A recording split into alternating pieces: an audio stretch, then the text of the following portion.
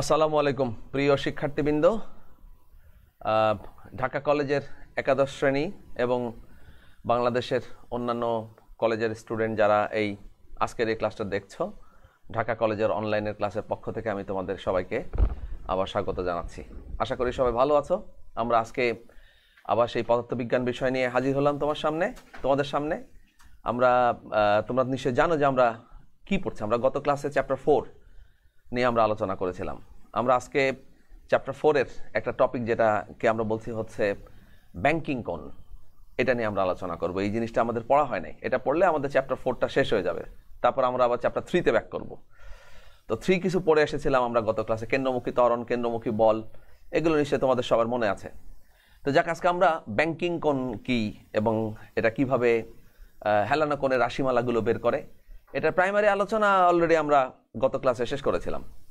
তবু আজকে আমি একটু রিভিউ করি যে আমরা আসলে কি পড়বো। আমরা পড়বো আজকে ব্যাংকিং কোণ, বা সাইকেল আরোহী যখন সাইকেল নিয়ে বা মোটরসাইকেল আরোহী যখন মোটরসাইকেল নিয়ে যখন পথে চলতে থাকবে, তখন যখন রাস্তার বাঁক দেখবে, সেই বাঁকে ওই সাইকেল আরোহীর করণীয় কি, সেটা নিয়ে আমরা আলোকপাত করব। তাহলে আমি আগে টপিকটা লিখে ফেলি। আমাদের আজকে টপিকের নাম হচ্ছে রাস্তার ব্যাংকিং বা হেলানো কোণের রাশিমালা, তুমি যাই লেখো না কেন। তো আমি লিখি এখানে রাস্তার ব্যাংকিং, রাস্তার ব্যাংকিং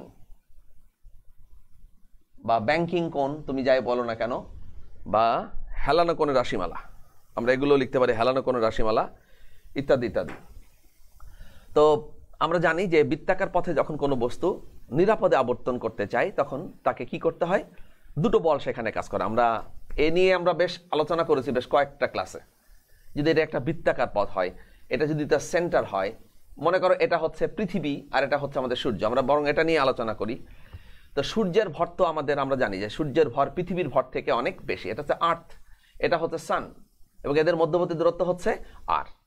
এবং এই কি করবে, সূর্য আমাদের পৃথিবীকে তা নিজের দিকে টানবে, এবং যে পরিমাণ বল দিয়ে টানে সেই বলটাকে বলি আমরা FA, attraction, force of attraction, আকর্ষণ বল।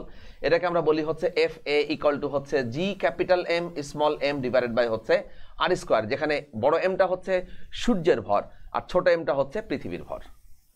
এটা হচ্ছে ফোর্স অফ অ্যাট্রাকশন। তাহলে এই যদি হয়, এখন সূর্যই যে সবসময় পৃথিবীকে টানতে থাকবে তা কিন্তু নয়, পৃথিবীও সূর্যকে টানতে থাকে, কিন্তু সূর্যের ম্যাসটা বেশি হওয়ার কারণে, যেমন M is very very greater than equal to small m। তাহলে আমাদের সূর্য শুধু যে পৃথিবীকে টানবে তা না, পৃথিবীও সমপরিমাণ বল দিয়ে সূর্যকে টানার চেষ্টা করবে, কিন্তু সেটা পারবে না, কারণ পৃথিবীর ভরটা সূর্যের ভর থেকে অনেক বেশি, সূর্যের মহাকর্ষ বলটা পৃথিবীর মহাকর্ষ বল থেকে বেশি হচ্ছে। তাহলে তাই যদি হয়, তাহলে আমাদের এই পৃথিবীকে এতদিন আমাদের সূর্যের মধ্যে চলে যাওয়ার কথা ছিল, মানে সূর্যের মধ্যে আমাদের পৃথিবী যাওয়ার কথা ছিল। তা আমরা তো দেখি যে আজকে খুব ঠান্ডা পড়ছে, হ্যাঁ, তার মানে প্রমাণিত হচ্ছে যে আমরা যেহেতু খুব ঠান্ডার মধ্যে আছি, তার মানে আমরা এখনো পৃথিবীর মধ্যে সূর্যের মধ্যে ঢুকে যাই নাই। না যাওয়ার কারণটা কি? কারণ দেখো, আমরা জানি every action has its equal and opposite reaction. প্রত্যেক ক্রিয়ারই সমান বিপরীত প্রতিক্রিয়া থাকে। তো প্রত্যেক ক্রিয়ারই সমান বিপরীত প্রতিক্রিয়া থাকে। যখনই আমাদের পৃথিবীকে সূর্য নিজের দিকে টানতে শুরু করবে, পৃথিবী কি করবে, সমপরিমাণ বল দিয়ে সে বিপরীত দিকে ছিটকে চলে যাওয়ার চেষ্টা করবে। যে বলটাকে আমরা বলি কেন্দ্রের বিপরীত দিকে, আমরা বলি FC, এটাকে বলি আমরা কেন্দ্রমুখী বল বা সেন্ট্রিফিউগাল ফোর্স। এবং FC এর মানটা আমাদের খুব ভালো করে জানা আছে, আমরা এর আগে শিখেছিলাম। FC মানে হচ্ছে mv স্কয়ার ডিভাইডেড বাই হচ্ছে কত, r।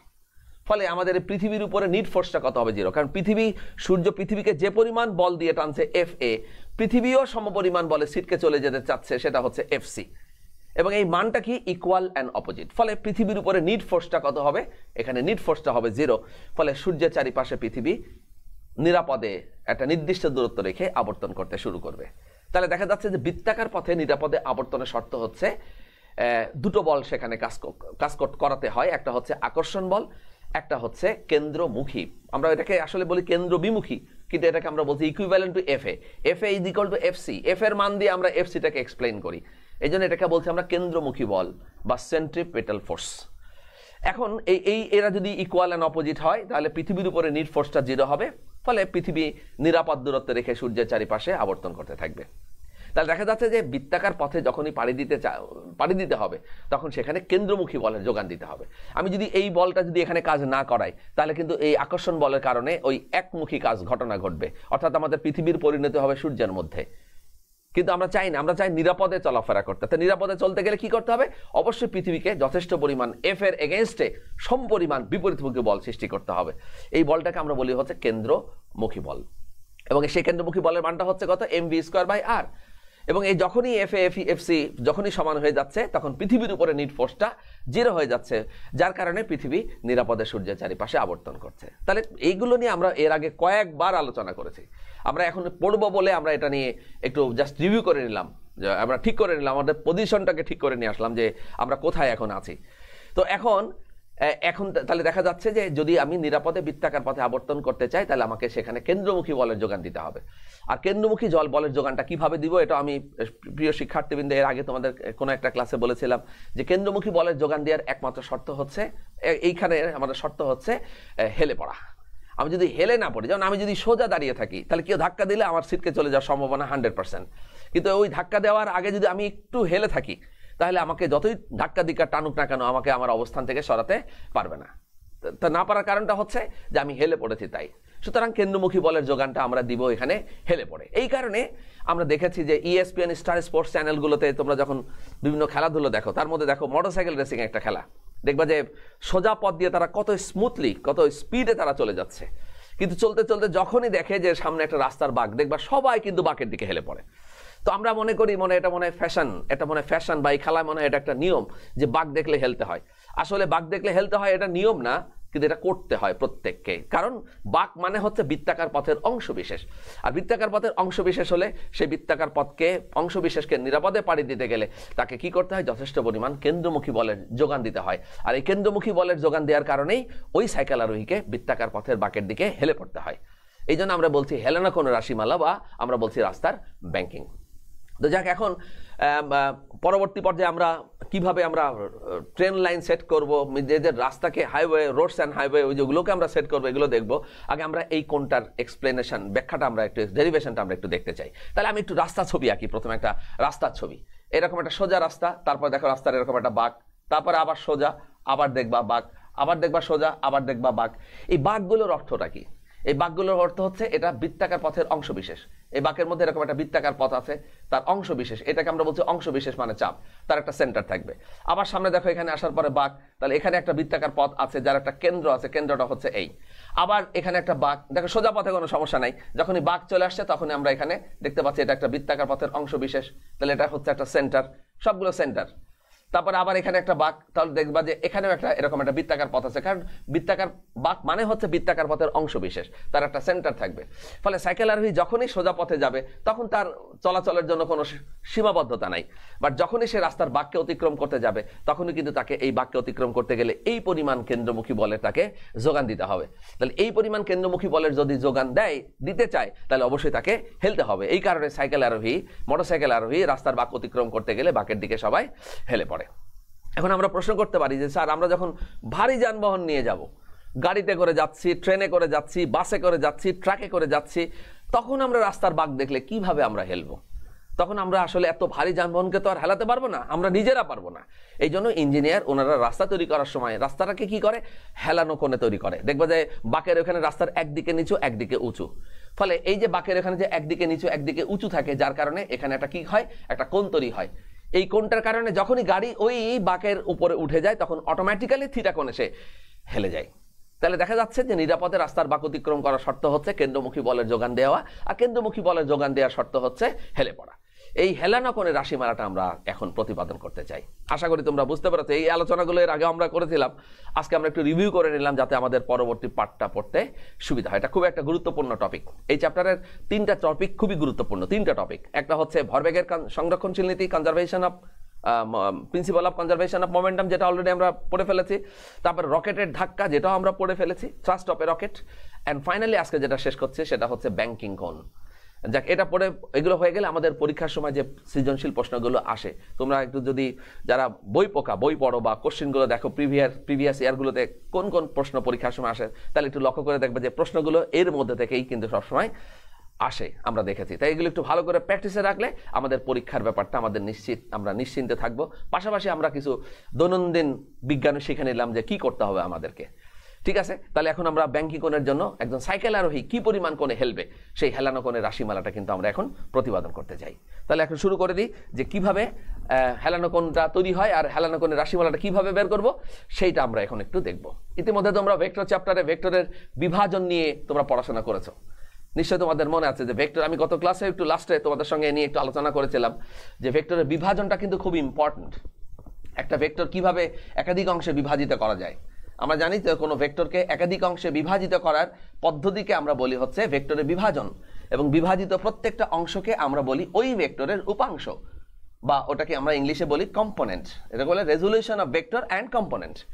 এইরকম একটা টপিক নিশ্চয়ই তোমাদের আলোচনা করা হয়ে গেছে, এবং তোমরা জানো যে আনুভূমিক বরাবর কোনো বলের উপাংশ বা কোনো ভেক্টরের উপাংশ হচ্ছে কোসাইন ফাংশন, কারণ আমরা জানি ভূমি বাই অতিভুজ মানে হচ্ছে কস, সুতরাং ভূমি বরাবর উপাংশটা হবে কস ফাংশন।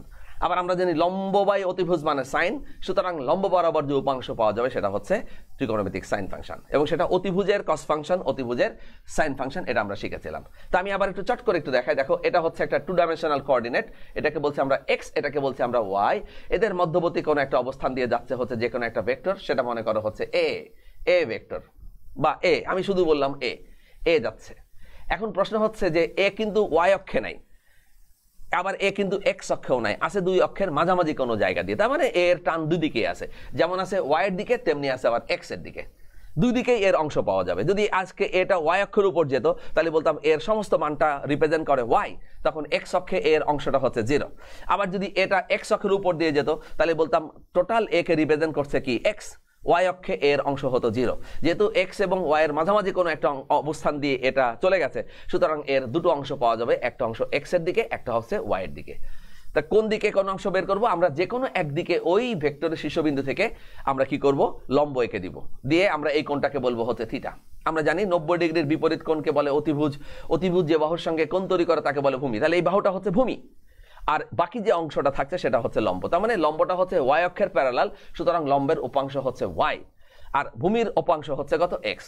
আমরা এই এক্স আর ওয়াই এর মানটা ক্যালকুলেশন করতে চাই। কিভাবে করি আমরা জানি যে দেখো, আমি যদি ওয়াই ক্যালকুলেশন করতে চাই, দেখো অতিভুজ জানা আছে, ওয়াইটা তো আমাকে বের করতে হবে। তাহলে ওয়াইটা হচ্ছে লম্ব, এটা হচ্ছে অতিভুজ। আমরা জানি লম্ব বাই অতিভুজ ইজ ইকুয়াল টু হচ্ছে সাইন অফ থিটা। দেয়ারফর আমরা লিখতে পারি ওয়াই ইকুয়াল টু হচ্ছে কত, এ সাইন অফ থিটা। তাহলে ওয়াই এর দিকে যে অংশটা হচ্ছে সেটা হচ্ছে কত, এ সাইন অফ থিটা। আবার আমি যদি ভূমি অংশ ক্যালকুলেশন করতে চাই, দেখো ভূমি মানে কি এক্স, আর এ মানে কি অতিভুজ, তাহলে এক্স বাই এ, ভূমি বাই অতিভুজ মানে হচ্ছে কস অফ থিটা। তাহলে এখান থেকে আমরা লিখতে পারি এক্স ইজ ইকুয়াল টু হচ্ছে কত, এ কস অফ থিটা। তাহলে এক্স অক্ষের উপাংশটা হচ্ছে এ কস অফ থিটা। একটু আগে আমি বলেছিলাম ভূমি বরাবর উপাংশ সবসময় ত্রিকোণমিতিক কোসাইন ফাংশন, লম্ব বরাবর উপাংশ সবসময় সাইন ফাংশন। তবে সেক্ষেত্রে কনফার্ম করার জন্য তোমাকে আগে ভূমি এবং লম্বটাকে একদম কনফার্ম করতে হবে। ভূমিটা কিভাবে চিনবা?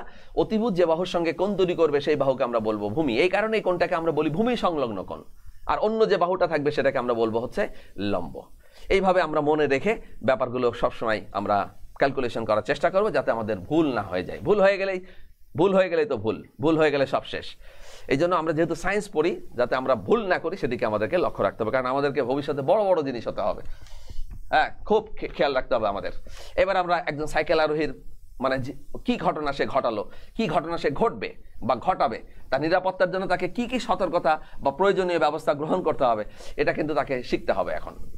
তো আমরা প্রথমে আমি একটা মানে যে আমি যে ছবিটা আঁকবো, এই ছবির কাছাকাছি যাইও, পুরোটা ছবি আঁকার দরকার নেই তোমার, কারণ আমি অনেক কিছু এখানে নিয়ে আসবো যেগুলো কোথাও নাই, তোমার দেখলে হাসি লাগবে যে এটা আবার কোত্থেকে আসলো। এটা হচ্ছে আমাদের একটা 2 ডাইমেনশনাল স্পেস এক্স, এন্ড এটা হচ্ছে বলছো ওয়াই, এটা হচ্ছে তাদের মূল বিন্দু ও।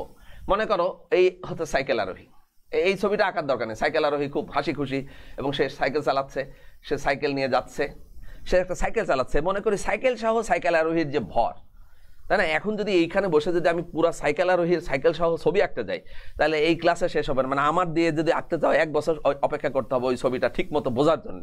এইটাই আপাতত আমাদের সেই সাইকেল আরোহী, হ্যাঁ, যার ভর সাইকেল সহ যার ভরটা হচ্ছে কত, এম। তাহলে সাইকেল আরোহীর সাইকেল সহ ভরটা হচ্ছে কত, এম। তাহলে যেহেতু সে উলম্বভাবে যে আছে রাস্তার সঙ্গে, তাহলে অবশ্যই সেখানে অভিকর্ষ ত্বরণ কাজ করছে। তাহলে ও বিন্দুতে তার ওজনটা হবে হচ্ছে কত, আমরা জানি কত, mg। যেহেতু সাইকেল আরোহী এখনো সাইকেল সহ ভেঙে পড়ে যায় নাই, তাহলে বলবো যে ও বিন্দুতে নিচের দিকে যে ওজনটা কাজ করছে এমজি, বিপরীতমুখীও ওই একই পরিমাণ বল কাজ করছে, তার মানটা হচ্ছে এমজি। এই এমজি ইকুয়াল অ্যান্ড অপোজিট, ফলে সাইকেল আরোহী নিরাপদে এখন পর্যন্ত সাইকেল নিয়ে বসে আছে। তাহলে নিরাপত্তার শর্ত হচ্ছে দুই পাশ সমান, ইকুয়াল অ্যান্ড অপোজিট। ওই যে FA ইকুয়াল টু FC, এখানেও MG equal to minus MG, তুমি যাই যদি মাইনাস বলো কোনো ব্যাপার না, MG।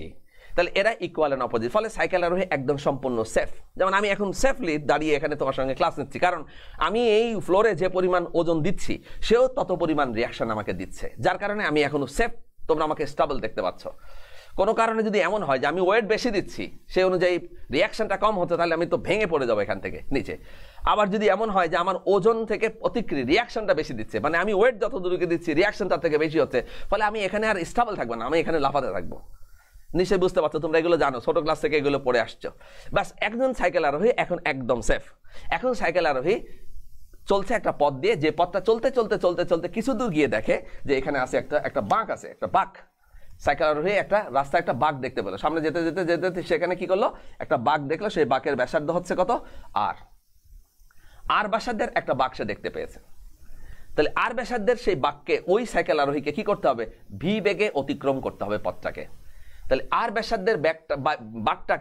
ব্যাসার্ধের বাঁকটাকে তাকে ভি বেগে অতিক্রম করতে হবে। এখানে তার বেগ ছিল ভি, এখানেও তার বেগ ছিল কিন্তু একই বেগ। এন্ড আমি সাইকেল রেসিং এ যাচ্ছি, কম্পিটিশন চলছে, আমরা 100 জন মোটরসাইকেল নিয়ে চালাচ্ছি, খুব স্পিডে। আমি এখনো ফার্স্ট পজিশনে আছি, আমার একদম কাছাকাছি একদম সেকেন্ড পজিশনে আছে। এখন আমি রাস্তার বাঁকে গিয়ে যদি আমার স্পিডটা কমাই দিই, তাহলে তো আমার পেছনে যে আছে সে তো সামনে চলে ফার্স্ট হয়ে যাবে। এই জন্য আমার বেগটাকে আমি কনস্ট্যান্ট রাখতে চাই।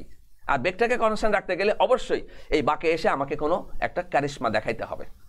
এই জন্য যে সামনে আছে বা পেছনে যারা আছে প্রত্যেকের টার্গেট থাকবে একটা বাঁকটাকে নিরাপদে অতিক্রম করা। আর জানে খুব ভালো করে যে বাঁকটাকে নিরাপদে অতিক্রম করতে গেলে তাকে যথেষ্ট পরিমাণ বাঁকের দিকে কেন্দ্রমুখী বলের যোগান দিতে হবে, এবং এই কেন্দ্রমুখী বলের যোগান দিতে গেলে অবশ্যই সাইকেল আরোহীকে হেলতে হবে। তাহলে যে পরিমাণ কেন্দ্রমুখী বলের যোগান দিতে হবে তার মানটা হচ্ছে কত, আমরা জানি mv²/r। কারণ ওই যে সাইকেল আরোহী সাইকেল সহ ভর m, ভি বেগে আর ব্যাসার্ধের পথকে অতিক্রম করতে চায়, সুতরাং তাকে mv²/r পরিমাণ কেন্দ্রমুখী বলের যোগান দিতে হবে।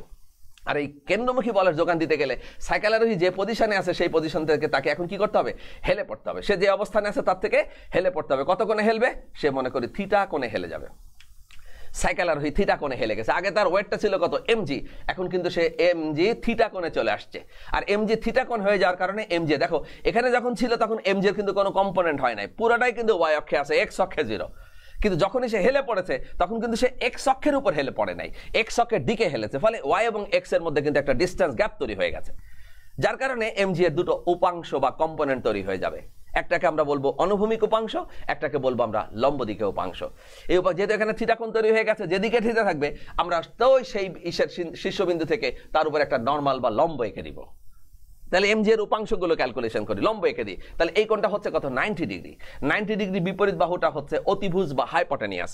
অতিভুজ যে বাহুর সঙ্গে কোণ তৈরি করবে সেটা ভূমি। দেখো লম্ব দিকে থাকার পরে এটাকে আমরা ভূমি নামে ডাকছি, আর অন্য যে বাহুটা রয়েছে সেটাকে আমরা বলছি হচ্ছে লম্ব। সুতরাং অতিভুজের ভূমি বরাবর উপাংশ হবে অতিভুজের কোসাইন ফাংশন। একটু আগে শিখে আসলাম, ভূমি বরাবর উপাংশ কস ফাংশন, ভূমি বাই অতিভুজ কস, ভূমি বরাবর উপাংশ কস। সুতরাং mg এর ভূমি বরাবর উপাংশ হবে mg, তারপরে হচ্ছে কস অফ থিটা। আর mg এর লম্ব বরাবর উপাংশ হবে কত, mg লম্ব বাই অতিভুজ সাইন থিটা। এবং দেখো এই বাহুটা কিন্তু এর প্যারালাল, সমান্তরাল। সুতরাং এই বাহুতে এখানে যদি mg সাইন থিটা বলবৎ থাকে, তাহলে এখানে আমরা লিখতে পারি হচ্ছে কত, mg তারপরে হচ্ছে সাইন থিটা। এই পথটা নিরাপদে অতিক্রম করতে গেলে তাকে কিন্তু mv²/r পরিমাণ কেন্দ্রমুখী বলের যোগান দিতে হবে নিরাপদে। কিন্তু সে যেভাবে হেলেছে, যতক্ষণে হেলেছে, এতে তার ওজনের অংশ তৈরি হয়ে গেছে কত, mg সাইন থিটা। সুতরাং আমরা পরিষ্কার বলতে পারি যে হেলে যাওয়ার কারণে তাকে যে পরিমাণ কেন্দ্রমুখী বলের যোগান দিতে হবে, হেলে যাওয়ার কারণে তাকে যে পরিমাণ কেন্দ্রমুখী বলের যোগান দিতে হবে mv²/r, তার মানটা হচ্ছে কত, mg তারপরে হচ্ছে sine of theta, equation number 1। না হেললে mv²/r এই পরিমাণ দিতেই হবে পথে নিরাপদে যেতে গেলে। যদি সে ব্রেক করে দাঁড়িয়ে পড়ে তাহলে তাকে চিন্তা করতে হবে তাহলে আমি যদি এই বাঁকটা অতিক্রম করতে চাই তাহলে আমাকে কত পরিমাণ কেন্দ্রমুখী বলের যোগান দিতে হবে। অ্যান্সার হচ্ছে mv²/r। এবার ওই বাঁকটা অতিক্রম করতে গেলে তাকে তো হেলতেই হবে, এন্ড হেললে তাকে কত পরিমাণ কোণ দিতে হবে, যে যেরকম কোণে হেলবে তাকে সেই পরিমাণ কেন্দ্রমুখী বলের যোগান দিতে হবে।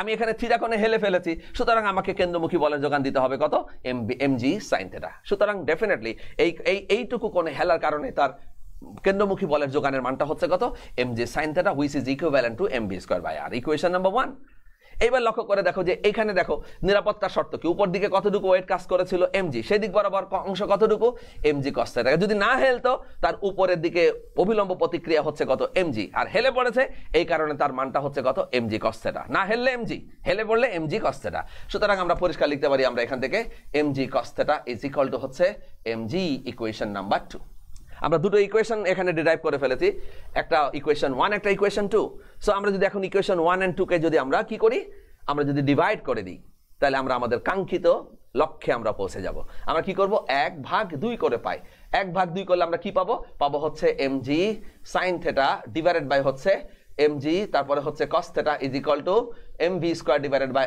r divided by mg calculation 5 line মাত্র 5 লাইন 5টা লাইনের ক্যালকুলেশন আমরা যখন রকেটের ধাক্কা পড়েছিলাম সেখানে কিন্তু 5টা লাইন ছিল আবার যখন আমরা ভরবেগের সংরক্ষণশীল নীতি আমরা আলোচনা করেছিলাম সেখানে কিন্তু 5টা লাইন ছিল তাহলে ওখানেও 5টা লাইন ভরবেগের সংরক্ষণশীল নীতিতে 5 লাইন রকেটের ধাক্কাতে 5 লাইন আবার এই রাস্তার ব্যাংকিং এ দেখবো ওই 5 লাইন 5 লাইনের ইকুয়েশনগুলো ভেরি ভেরি ইম্পর্টেন্ট এগুলো ছোট এগুলো খুব দরকারি জিনিস আমাদের তাহলে এখান থেকে যদি আমরা একটু কাটাকাটি ছাটাছাটি করি mg ক্যান্সেল হয়ে গেলে কি থাকে sin by cos I mean হচ্ছে tan θ হচ্ছে এখানে কাটাকাটি করলে কত থাকে v square divided by rg আমাদের উদ্দেশ্য কতটুকু কোণে হেললে সে নিরাপদে রাস্তার বাক অতিক্রম করতে পারবে সেটা ক্যালকুলেশন করা সুতরাং উই হ্যাভ টু আমাদেরকে কি করতে হবে এখানে আমাদের ক্যালকুলেশন করতে হবে থিটা দেয়ারফর আমরা এখান থেকে লিখব theta becomes tan inverse of v square divided by হচ্ছে কত rg ব্যাস প্রিয় শিক্ষার্থীবৃন্দ দেখতে পাচ্ছ যে আমরা হেলানো করে রাশিমালা বের করে ফেলেছি এই হচ্ছে একজন সাইকেল আরোহী বা একজন মোটরসাইকেল আরোহী যাই বলো না কেন তারা নিরাপদে যখন রাস্তার বাক অতিক্রম করতে যাবে তখন তাদেরকে নিরাপদে ওই রাস্তার বাক অতিক্রম করতে গেলে এই পরিমাণ কেন্দ্রমুখী বলের যোগান দিতে হবে mv স্কয়ার বাই হচ্ছে কত r mv স্কয়ার বাই হচ্ছে r এখানে আমরা লিখলাম theta = tan inverse of v square divided by হচ্ছে rg এখানে লক্ষ্য করে দেখো g কিন্তু কনস্ট্যান্ট g কিন্তু কনস্ট্যান্ট রাস্তার বাকও কিন্তু কনস্ট্যান্ট সুতরাং থিটা চেঞ্জ হবে v চেঞ্জে আবার v যদি কনস্ট্যান্ট রাখতে চাও তাহলে তোমাকে অবশ্যই কি করতে হবে সেগুলো এই ক্যালকুলেশন থেকে নিশ্চয়ই বুঝতে পারছো যাক আমরা এখান থেকে একটু হিসাব নিকাশ করার চেষ্টা করি যে কখন আমাদেরকে কি কি করতে হবে কখন আমাদের কি কি করা উচিত আমি যদি ইকুয়েশনটাকে এইভাবে একটু লিখে নিই এখানে আমাদের সুবিধার জন্য যে থিটা = হচ্ছে tan inverse of v square divided by হচ্ছে কত rg tan inverse of v square divided by rg এখানে কিন্তু জিটা কিন্তু কনস্ট্যান্ট সো আমি বলবো যে v এবং r কনস্ট্যান্ট নয় এরকম রাখলাম তাহলে r এর সঙ্গে v এর সম্পর্কটা কেমন হবে r এর সঙ্গে v এর সম্পর্কটা কেমন হবে r যদি বেশি হয় লক্ষ্য করে দেখো r এর সঙ্গে থিটাটা হচ্ছে ব্যস্তানুপাতিক ইনভার্সলি প্রপোর্শনাল তার মানে থিটা ইনভার্সলি প্রপোর্শনাল টু হচ্ছে কত r থিটার সঙ্গে vটা কিন্তু প্রপোর্শনাল উপরে আছে প্রপোর্শনাল তাহলে বলবো থিটা ইজ প্রপোর্শনাল টু হচ্ছে v স্কয়ার তাহলে দেখো r এর সঙ্গে থিটাটা হচ্ছে ইনভার্সলি প্রপোর্শনাল আর থিটার সঙ্গে vটা হচ্ছে প্রপোর্শনাল তার মানে r যদি বেশি হয় থিটা হবে কম r যদি কম হয় থিটা হবে বেশি তাহলে r কম থিটা বেশি তার মানে কম বৃত্তাকার পথে বেশি কোণে হেলতে হবে আর যদি বেশি বৃত্তাকার বড় বৃত্তাকার পথ হয় তাহলে আমাকে কম হেলতে হবে আবার যদি বেগ বেশি হয় তাহলে আমাকে বেশি কোণে হেলতে হবে বেগ যদি কম হয় আমাকে কম কোণে হেলতে হবে আমরা খেলার সময় দেখেছি যে কি স্পিডে যায় হ্যাঁ ওরে বাপরে বিশাল বড় একটা স্পিড এই কারণে সবাই রাস্তার সঙ্গে এমন ভাবে হেলে যে একেবারে দেখবা যে ওদের মানে যদি ডান পাকে হয় তাহলে ডান হাঁটুটা মাটির সঙ্গে কিভাবে রাস্তার সঙ্গে ছেঁচড়াতে থাকে আমরা দেখেছি তারপরেও দুর্ঘটনা ঘটতে দেখেছি হ্যাঁ অনেকে সাকসেসফুলি রাস্তার বাক অতিক্রম করে চলে যায় আবার অনেকে দুর্ঘটনা কবলিত হয় দেখবে এখানে দুই রকমের দুর্ঘটনা ঘটতে আমি দেখেছি দুই রকমের দুর্ঘটনা এক হচ্ছে ছেঁচড়ায় যাওয়া আর দুই নম্বরটা হচ্ছে ডিগবাজি খাওয়া আমরা কিছু সময় দেখি যে রাস্তার বাক অতিক্রম করতে গিয়ে কিছু সাইকেলের ডিগবাজি খেয়ে সাইকেল নিয়ে গ্যালারির মধ্যে ঢুকে পড়ে আবার দেখবা কিছু সাইকেল আরোহী আবার আমরা দেখেছি যে রাস্তার মধ্যে ছেঁচড়ায় যায় যে একদম ওই যে রাস্তার গ্যালারির সঙ্গে যে ওয়াল থেকে ওয়ালের সঙ্গে ধাক্কা খায় অ্যাডবোর্ডের সঙ্গে ধাক্কা খায় তার মানে এরকম হওয়ার কারণটা কি ডিগবাজি খেলো কেন মনে করো তাকে 4 ডিগ্রি কোণে হেলতে হবে নিরাপদে রাস্তার বাক অতিক্রম করতে গেলে 4 ডিগ্রি কোণে হেলতে হবে ওর হেলতে হবে 4 ডিগ্রি কোণে কিন্তু সে 4 ডিগ্রি কোণে হেলে নাই হেলেছে তার থেকে কম কোণে মনে করো সে তার 3 ডিগ্রি কোণে হেলেছে সো ডিগবাজি তার জন্য কনফার্ম আবার তার হেলার দরকার হচ্ছে 4 ডিগ্রি আর সে কি করেছে ভুল করে মানে প্র্যাকটিসের অভাব বা বুঝতে পারে না যে কি পরিমাণ হেলতে হবে ওই মুহূর্তের মধ্যে হয়তো সেটা করতে পারে নাই সে 5 ডিগ্রি কোণে হেলে ফেলেছে সে একটু বেশি হেলে পড়েছে তাহলে তাকে ছেঁচড়ায় যেতে হবে নিরাপদে যাবে 4 ডিগ্রি কোণে হেলার কথা যদি 4 ডিগ্রি কোণেই যদি সে হেলে তাহলে এটা আসলে ওখানে তার মাপা যাবে না আমরা তার মাপবো না এগুলো হচ্ছে খুব প্র্যাকটিসের ব্যাপার কিন্তু সিস্টেম এটাই এটা খুব প্র্যাকটিসের ব্যাপার, যারা খুব প্র্যাকটিস না করে তাদের পক্ষে। আমি যদি কিছুই বুঝি না, মোটরসাইকেল নিয়ে সামনে একটা বাঘ দেখে যে একটা ধাম করে একটা কোণে হেলে পড়লাম, তাহলে তো আমার কপালে কি আছে তোমরা ভালোই বুঝতে পারছো। তো আমরা এখানে দেখতে পাচ্ছি যে ছোট বৃত্তাকার পথে চলতে গেলে আমাকে বেশি কোণে হেলতে হবে, বড় বৃত্তাকার পথে হেলতে গেলে আমাকে কম কোণে হেলতে হবে। আবার বেশি বেগে চলতে গেলে আমাকে বেশি কোণে হেলতে হবে, কম বেগে চলতে গেলে আমাকে কম কোণে হেলতে হবে। এই জন্য আমরা যদি সৌরমণ্ডলের ছবিটার কথা একটু বিবেচনা করি, আমরা যদি আমাদের সোলার সিস্টেমে চলে আসি, আমাদের সোলার সিস্টেমে দেখেছো যে আমাদের সোলার সিস্টেমে কে আগে পরে ঘোরাঘুরি করে। আমরা দেখেছি যে সেন্টারে হচ্ছে কে সূর্য, তারপর হচ্ছে ফার্স্ট অরবিট, এখানে আছে বুধ বা মার্কারি, বুধ, তারপরে আছে হচ্ছে পৃথিবী, আমরা দেখেছি এরকম পৃথিবী, তারপরে এরকম করতে করতে একদম শেষে আছে কে, প্লুটো, লিখলাম আমি প্লুটো, প্লুটো লাস্ট একদম প্লুটো। এখন কে বেশি বেগে কে বেশি কোণে হেলেছে, কে বেশি বেগে যাচ্ছে, এটা আমাদের বুঝতে হবে। যেহেতু এই বুধটা হচ্ছে ছোট ব্যাসার্ধের বৃত্তাকার পথে, ছোট ব্যাসার্ধের বৃত্তাকার পথ, তার ছোট ব্যাসার্ধের বৃত্তাকার পথ হলে কি করতে হবে, তাকে বেশি কোণে হেলতে হবে। আবার প্লুটো কি অনেক বেশি পথে আছে, তার মানে তার ব্যাসার্ধ অনেক বেশি যদি হয়, তাহলে থিটা তাকে কম কোণে হেলতে হবে। যেহেতু বুধ বেশি কোণে হেলেছে, তাহলে বেশি কোণে হেলার কারণে তার বেগটা কি করতে হবে, বেশি দিতে হবে। এই কারণে বুধ তো তোমরা খুব ভালো করে জানো যে সামান্য কয়দিনে 37 দিনে 37 ডেজ, 37 দিনে একবার সূর্যের চারিপাশে ঘুরে আসে। ভাইরাস পৃথিবীকে সূর্যের চারিপাশে ঘুরতে 365 দিন সময় লাগে। আবার প্লুটোকে সূর্যের চারিপাশে ঘুরে আসতে 250 বছর সময় লাগে। তার মানে এই 250 বছরে প্লুটো সূর্যের চারিপাশে একবার ঘুরে আসে, সেখানে বুধ প্রতি 37 দিনে একবার করে ঘুরে। বুঝতে পেরেছ? কারণ এখানে যেহেতু কম বৃত্তাকার পথ, সূর্যের খুব কাছাকাছি থাকে, তাকে বেশি কোণে হেলতে হয় যাতে ছিটকে চলে সূর্যের মধ্যে চলে যেতে না পারে। এই জন্য তাকে অনেক বেশি পরিমাণ বেগ দিতে হয়। আর বেশি বেগ দেওয়ার কারণে সে সূর্যের চারিপাশে 37 দিনে একবার সূর্যকে কেন্দ্র করে ঘুরে আসে। অর্থাৎ বুধের 37 দিনে 1 বছর, আমাদের 30 দিনে 1 মাস, আর বুধের 37 দিনে 1 বছর। আবার এখানে প্লুটোর 250 বছর, হ্যাঁ 250 বছরে আমাদের পৃথিবীর 250 বছর মানে হচ্ছে প্লুটোর 1 বছর। পৃথিবী 250 বার যদি সূর্যের চারিপাশে ঘুরে, তাহলে প্লুটো একবার ঘুরে। তার মানে বুঝতেই পারছো যে প্লুটোর 1 বছর হচ্ছে পৃথিবীর 250 বছরের সমান অ্যাপ্রক্সিমেটলি। তো এইভাবে আমরা একটু এই ক্যালকুলেশনগুলো মনে রাখার চেষ্টা করবো। এটা খুবই একটা ইম্পর্টেন্ট একটা ব্যাপার, এটা বাস্তব জীবনে খুব কাজে লাগে, এটা সব সময় কাজে লাগবে। বলে ফিজিক্স সিলেবাস যতবারই চেঞ্জ হোক আর যাই হোক না কেন, এই টপিকটা সব সময় থাকবে। তুমি এগুলো আরো ভালোভাবে প্র্যাকটিক্যালি শিখতে পারবে যখন তুমি ইঞ্জিনিয়ারিং পড়তে যাবে, রোডস অ্যান্ড হাইওয়ে, তারপরে রেলওয়ে ইঞ্জিনিয়ারিং, এগুলো যখন পড়ে ওখানে বড় বড় রাস্তা তৈরি করবে, তখন এই টেকনিক তুমি সেখানে অ্যাপ্লাই করবে। তারই আমরা বেসিক জিনিসটা শিখে নিলাম আজকে। এখন আমরা একটু সেই জিনিসটা দেখতে চাই যে এ তো আমরা হেললাম, আমরা নিজেরা হেলেছি, কিন্তু যদি আমি কোনো ভারী যানবাহনকে যদি হেলাতে না পারি, সেক্ষেত্রে আমি কিভাবে নিরাপদে সেই রাস্তার বাঁক অতিক্রম করব? তার জন্য আমাদেরকে এখন আবার একটা নতুন পথে আসতে হবে। এই জন্য আমি এখানে লিখেছি রাস্তার ব্যাংকিং। এই জন্য আমরা এখন রেলওয়ে দুটো একটা ট্রেনের পাতের ছবি আঁকবো, এঁকে তারপর আমরা সেখান থেকে এটা ক্যালকুলেশন করব। ঠিক আছে? তাহলে এখন আমরা রাস্তার ব্যাংকিং এ দেখি যে ভারী যানবাহনের জন্য আমরা কি পদক্ষেপ নিতে পারি, কি পদক্ষেপ নিলে ভারী যানবাহনে আর কোনো সমস্যা নেই, ভারী যানবাহন নিরাপদে রাস্তার বাঁক অতিক্রম করতে পারবে। না হলে ড্রাইভারকে বা যে চালাচ্ছে তাকে সবসময় একটা বিপদের মধ্যে থাকতে হবে ক্যালকুলেশন নিয়ে। তোমরা যারা প্লেনে উঠেছো, প্লেনে দেখবা যে প্লেন যখন চলে তখন একদম স্ট্রেট চলতেছে।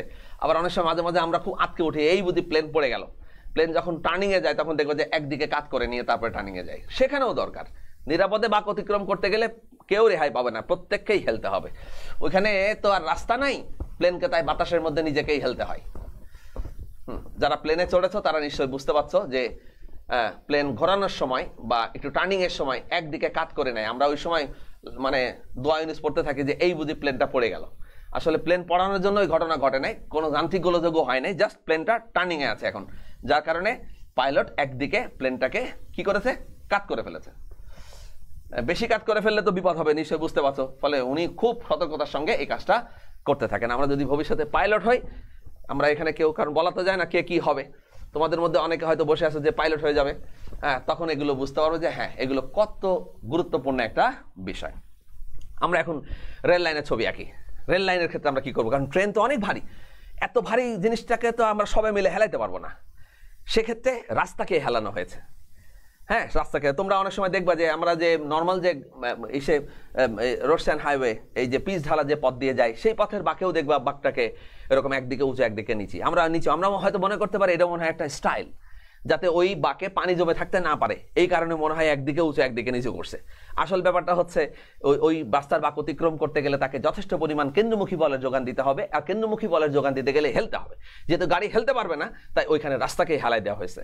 এই জন্য এটাকে আমরা বলি ব্যাংকিং অ্যাঙ্গেল বা ব্যাংকিং কোণ। তাহলে ট্রেন লাইনের ক্ষেত্রে আমরা কি জানি, ট্রেন লাইনে দুটো পাত থাকে, একদম ট্রেন লাইন বহে সমান্তরাল দুটো লাইন, একদম সমান্তরাল দুটো লাইন, যাদের মধ্যবর্তী দূরত্বকে আমরা বলছি হচ্ছে কত, ডি। ডি বলো বা এস বলো, একটা জিনিস বললেই হয়, ডি।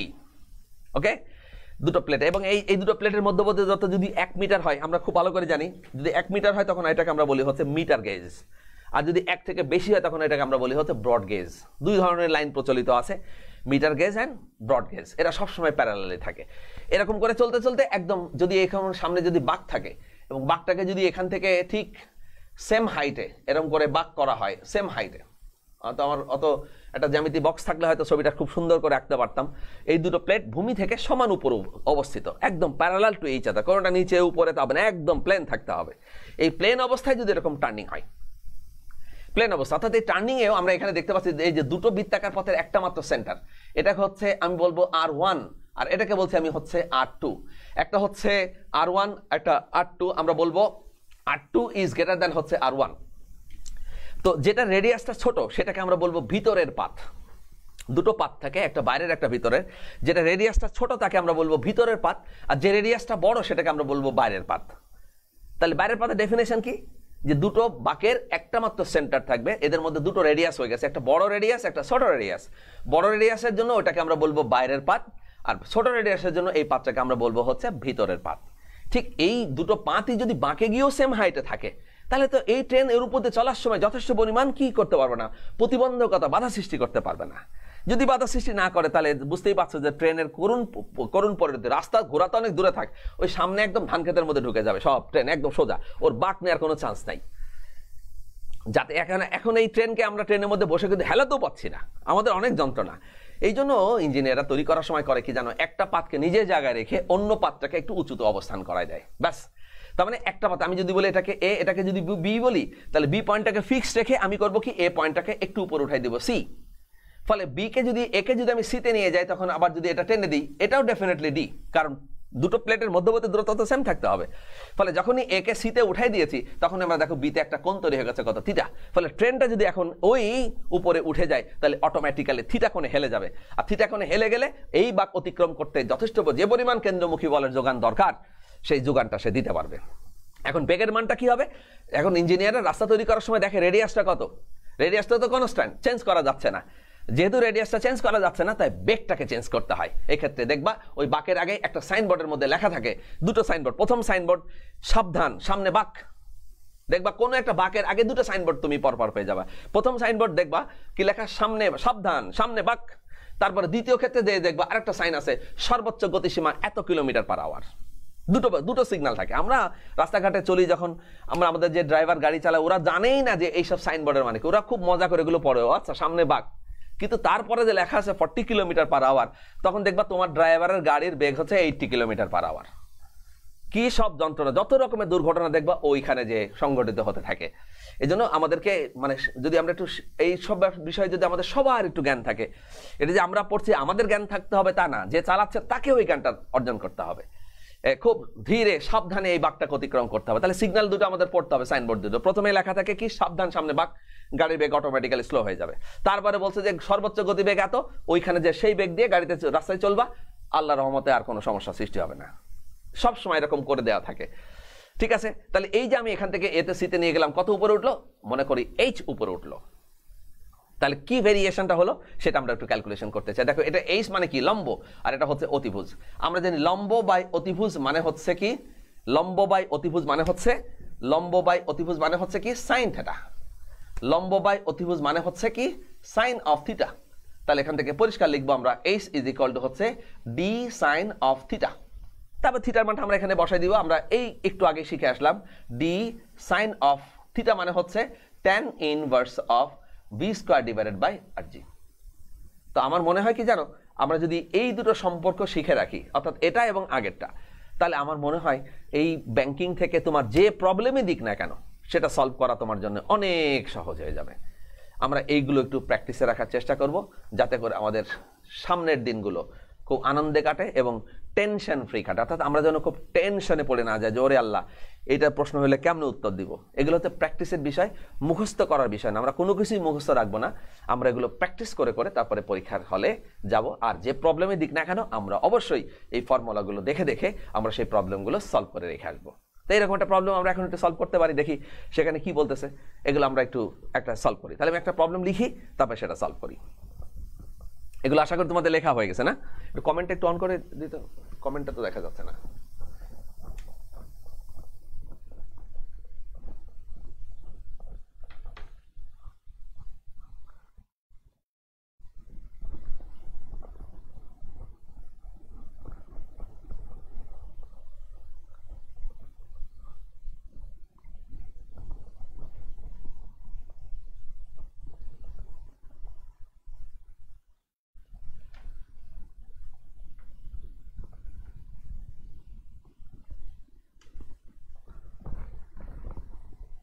হ্যাঁ,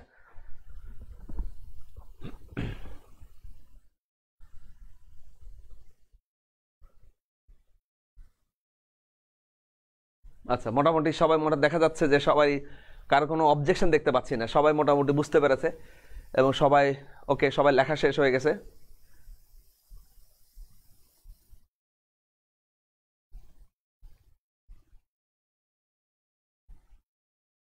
বাস, সবাই মনে হচ্ছে বুঝতে পেরেছে, সবাই, কারো কোনো সমস্যা নাই। তো যাক, আমরা এখন একটা প্রবলেম সলভ করি। এই রিলেভেন্ট একটা প্রবলেম সলভ করলে অন্তত একটা শান্তির জায়গা তৈরি হবে যে না, এই যে প্রবলেমটা আমরা থিওরিটা পড়লাম, এর এগেইনস্টে আমরা একটা প্রবলেমও সলভ করেছি, তাহলে আমাদের কনফিডেন্স লেভেলটা আরও অনেক বেড়ে যাবে আশা করি। আমরা একটু দেখি আমাদের এই প্রবলেমটা কিভাবে সলভ করা যায়। প্রবলেমটা কি? প্রবলেমটা হচ্ছে, আমি একটু লিখি। তোমরা যারা আছো তোমরা প্রবলেমগুলো সবসময় লিখবা। অনেকে প্রবলেম লিখে না, খালি অ্যান্সার লিখে। তা কোনো একদিন যদি তুমি খাতা দেখতে যাও, দেখবা যে অ্যান্সার আছে, প্রবলেম নাই, তখন বুঝতে পারবা না যে এই অ্যান্সারটা কোন প্রবলেমের। এই জন্য প্রবলেম এখানে লেখার সঙ্গে সঙ্গে আমরা খাতায় লিখে ফেলবো যে আমাদের প্রবলেমটা কি, লেখা উচিত। হ্যাঁ, আমি লিখি, একজন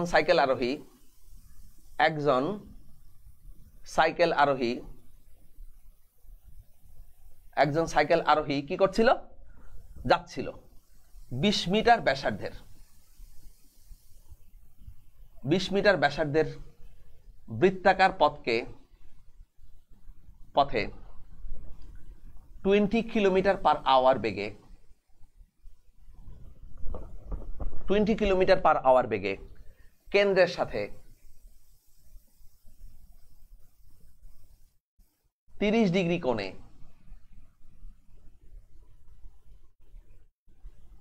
হেলানো অবস্থায় চলছিল। একদম সহজ কথা। একজন সাইকেল আরোহী 20 মিটার ব্যাসার্ধের বৃত্তাকার পথে 20 কিলোমিটার পার আওয়ার বেগে কেন্দ্রের সাথে 30 ডিগ্রি কোণে হেলানো অবস্থায় চলছিল। একদম সিম্পল বাংলা কথা। একেবারে আমরা বাস্তব জীবনে এই ঘটনাগুলো আমাদের জীবনে ঘটে, সেটা আমরা এখানে লিখলাম।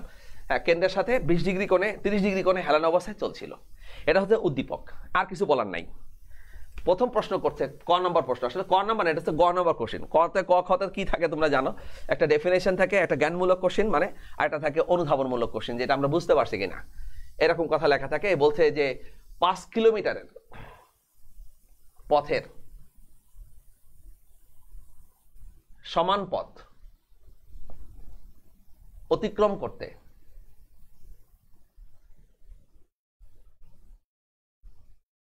কতবার ঘুরতে হবে।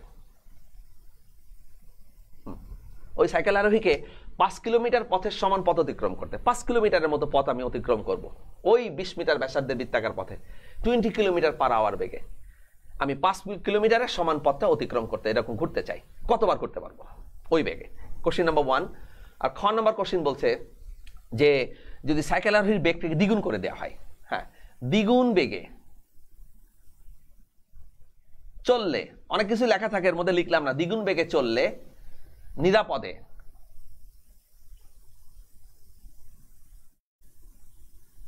রাস্তার বাঁক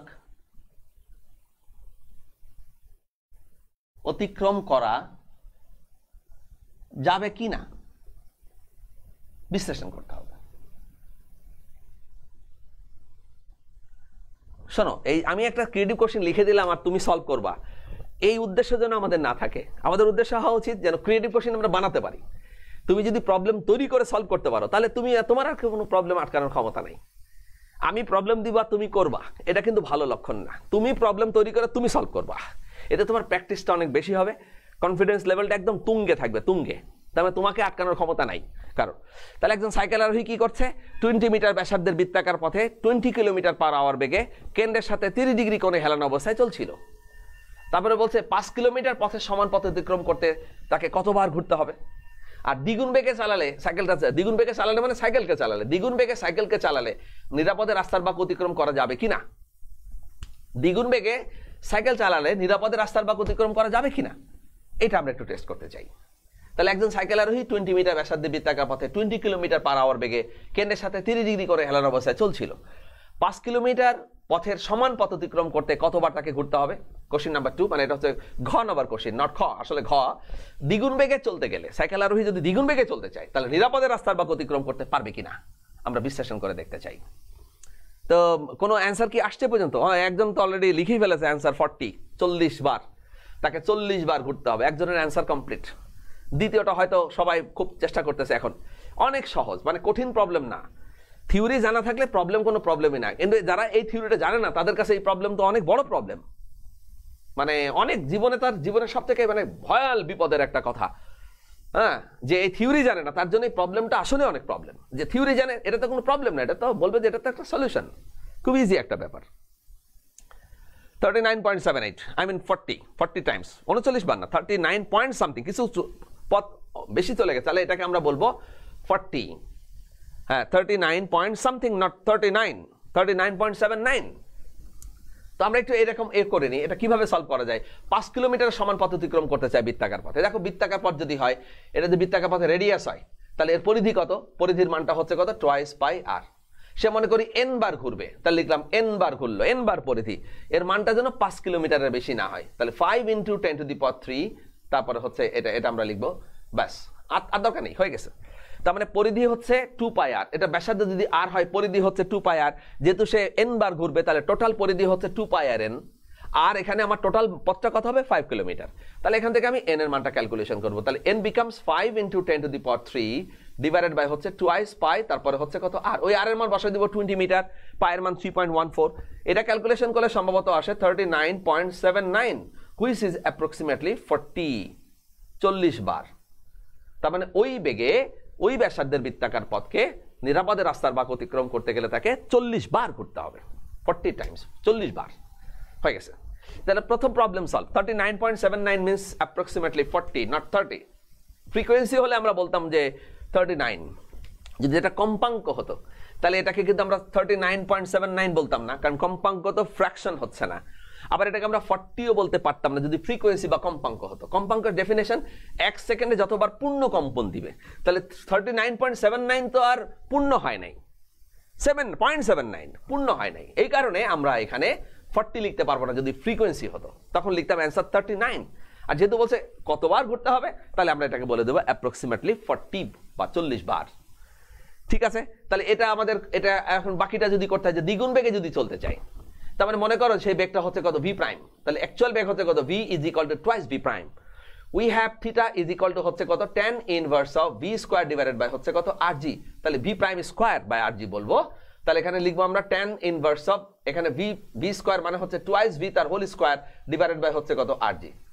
এখানে আমাদের কিছু মান বের করে নিয়ে আসতে হবে, যেমন v, এখানে v দেওয়া আছে 20 কিলোমিটার পার আওয়ার, এটা করলে সম্ভবত 5.56 মিটার পার সেকেন্ড।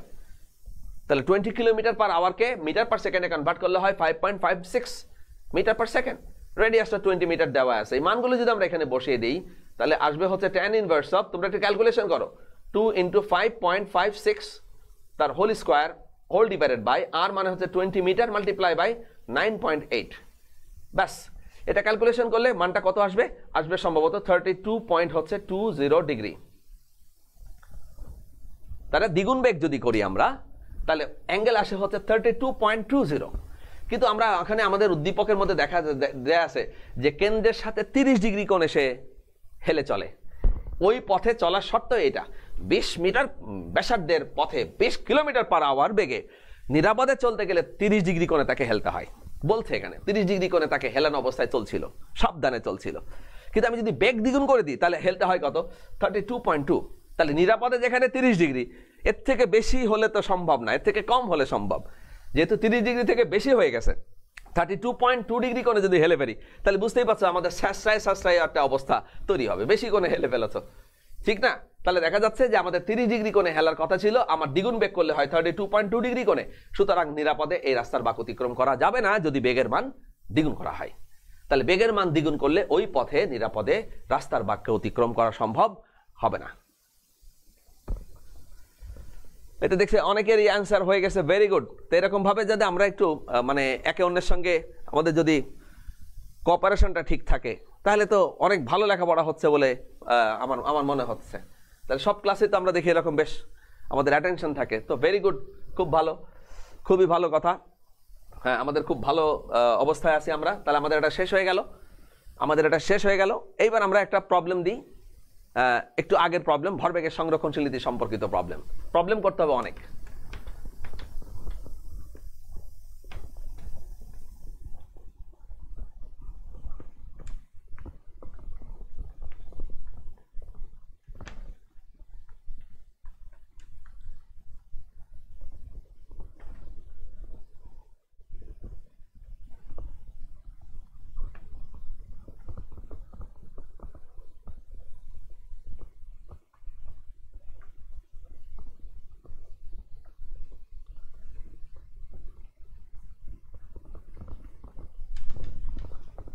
পরের প্রবলেমটা করার জন্য আমরা সবাই রেডি হয়ে যাই। খাতা কলম ঠিক আছে নিশ্চয়ই সবার?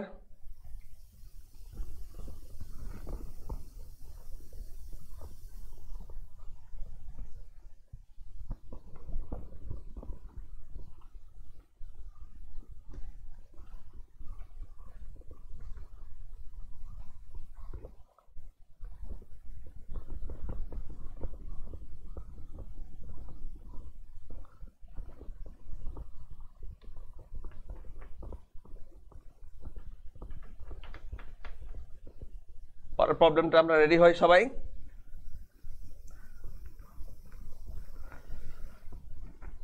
সবাই নিশ্চয়ই খাতা কলম রেডি করেছো? সবাই খাতা কলম রেডি করো, পরের প্রবলেমের জন্য আমরা তৈরি সবাই। পরের প্রবলেমটা সিম্পল। এটা একটা বস্তু যার ভর হচ্ছে 10 কেজি, আর এটা একটা বস্তু যার ভর হচ্ছে 5 কেজি। 10 কেজি যে ভরটা আছে সে গতিশীল হচ্ছে 8 মিটার পার সেকেন্ড বেগে, আর 5 কেজি যে বস্তুটা আছে সেটা ঠিক তার এর অপোজিটে আসছে 4 মিটার পার সেকেন্ড বেগে। তাহলে এদের মধ্যে সংঘর্ষ একদম কনফার্ম, তারা একই পথ বরাবর চলছে। 10 কেজি ভরের বস্তুটি যাচ্ছে 8 কিলোমিটার পার সেকেন্ড বেগে, আর 5 কেজি ভরের বস্তুটা যাচ্ছে হচ্ছে 4 মিটার পার সেকেন্ড বেগে। পরস্পরের বিপরীতে, মানে পরস্পরের বিপরীতে না, পরস্পরের দিকে আসছে তারা। তাহলে সংঘর্ষ অনিবার্য। তাহলে আমরা প্রথম কোশ্চেনটা লিখতে পারি যে এদের মিলিত বেগ কত।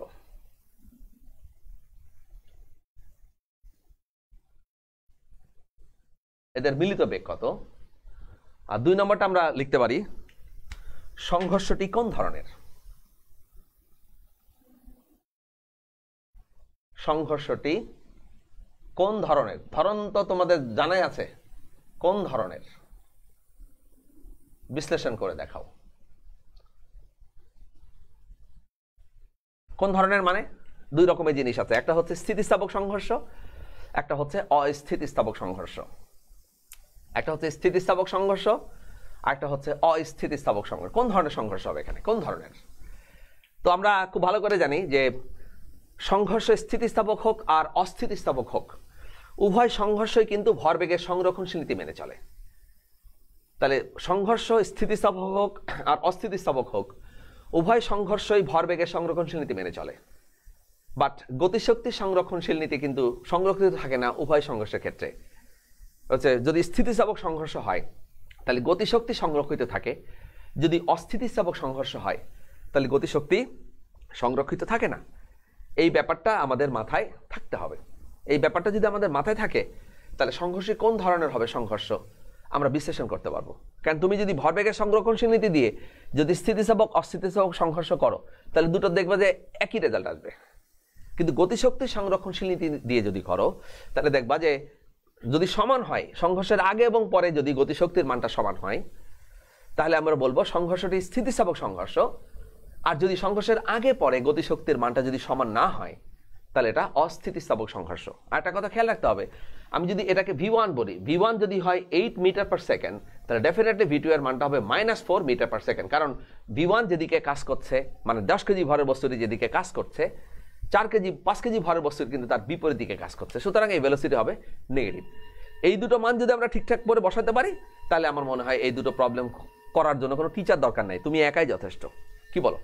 আমার মনে হয় তুমি একাই যথেষ্ট, তুমি একাই করতে পারবা। হ্যাঁ, আর কোনো সমস্যা হওয়ার কথা না। তাই এটা বাসায় করে ফেলবা, সবাই বাসায় করে ফেলো। আর এই জাতীয় প্রবলেম নিজেরা বানায় একটু করার চেষ্টা করো। আবার অনেক বইয়ের মধ্যে এরকম প্রবলেম অনেক দেওয়া আছে অনুশীলনীর মধ্যে, আবার উদাহরণে করেও দেওয়া আছে অনেক কিছু। এগুলো সব একটু প্র্যাকটিস করো, আশা করি একটা ভালো ফল বয়ে আসবে। আগামী ক্লাসে আমরা চ্যাপ্টার 3 আমাদের বাকি আছে, প্রজেক্টাইল বা প্রাস। সেই চ্যাপ্টার 3-এর সেই প্রজেক্টাইল বা প্রাস নিয়ে আমরা আগামী ক্লাসে আলোচনা করবো ইনশাআল্লাহ।